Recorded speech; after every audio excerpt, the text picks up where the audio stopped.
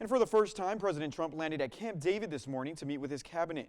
Monica Alba reports on the highlights of their agenda, like the war in Iran and his nomination of Todd Blanche. President Trump, making a rare trip to Camp David and surrounded by his cabinet, declared the controversial so-called Anti-Weaponization Fund is no more. Put that in writing. It is dead, but, I wish it weren't, to be honest with you. But sidestepped when asked if he was willing to put that in writing.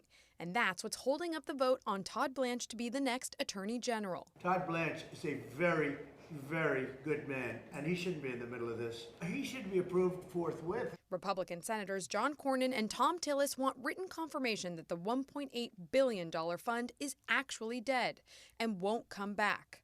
The fund was part of a settlement deal the president made with the IRS to pay the president's allies who felt they were wronged by the previous administration.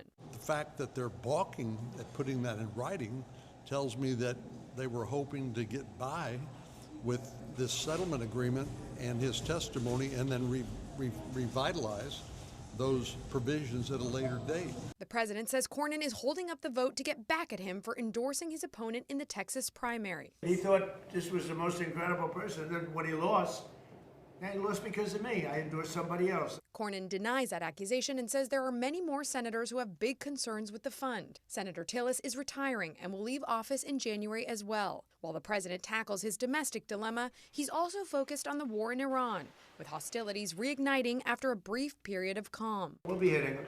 We'll be hitting him very hard. And the war may have already reached U.S. cities. 7 states reporting cyber attacks on municipal water systems. A senior law enforcement official says the hack has signs of an Iranian connection. The FBI warned utilities across the country to be on alert after 30 municipal water facilities in Minnesota were attacked. The president, bucking his officials, says don't blame Iran. And they blame it on Iran. I don't think so. I blame it on Minnesota because they're grossly incompetent. But gave no evidence to back his claim. Monica Alba, NBC News, the White House.